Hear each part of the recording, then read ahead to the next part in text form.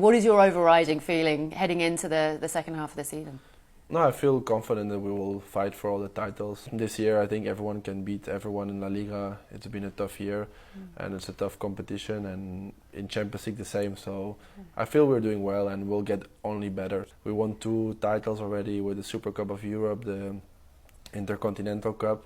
Now in a few weeks we have the Spanish Super Cup again. So yeah, soon we can maybe have 3 titles. So I guess we're doing well. Is there a priority? Do you prioritise La Liga or is it the Champions League?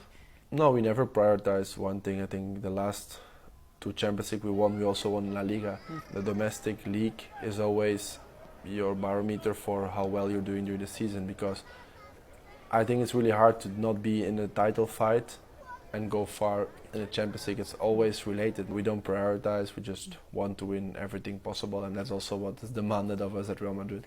Overall, do you give this new Champions League format a thumbs up or a thumbs down? What's your assessment heading in this first season? No, I'm a fan, but it's very similar to some idea proposed by by our president. I think is similar to the Super League, obviously, and to what they wanted to do. So I guess they were right with this new approach, because it have given a lot of exciting games, and yeah, you have to fight till the end, and yeah, you don't know what will happen.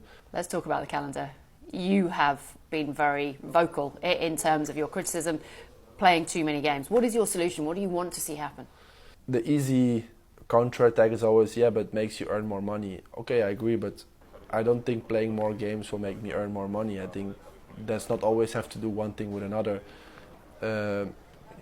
I also don't think there's always more games, but for example, in the national team with the Nations League, it's cool to play a small tournament and to win a trophy, definitely, and it gives smaller teams a chance to qualify for the Euros. I like that, but the problem is that, for example, now in September, October, November, the teams at Pot A, what are the best players, top players, they have to play important games, whereas a coach of a national team cannot rotate, cannot try new things.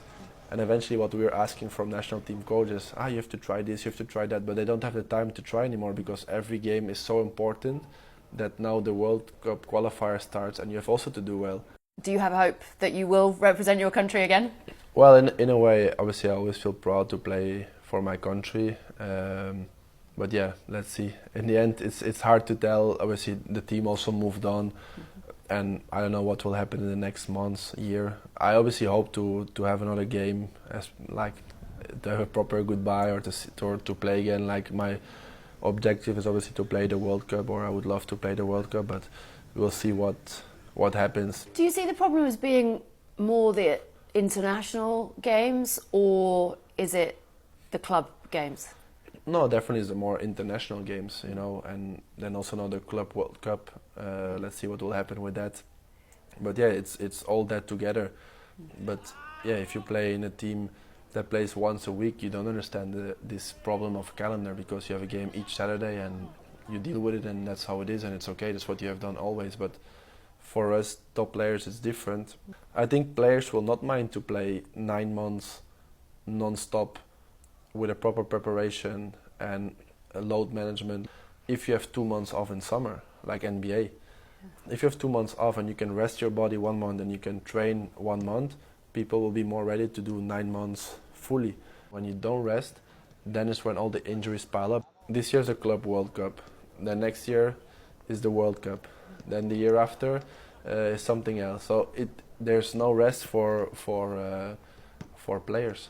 The excuse of you earn a lot of money has to be stopped, because it's not always this. You can also earn money with playing 10 games less. I don't think there will be a difference for TV. Just sometimes you have to find a better way. Do you think anybody is actually listening to the players? No, I don't think so.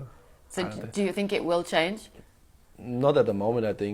I'm sure, like the FIFA Pro, they're trying to protect the players, definitely, but they're obviously an association for the players. But I think other government bodies, they don't think about it, because obviously this new Club World Cup, I think it's exciting to play. I think it's something that has to exist, but it's just so hard to find the right way into it. I think clubs want to help, but we all follow the rules and follow the calendar we get given,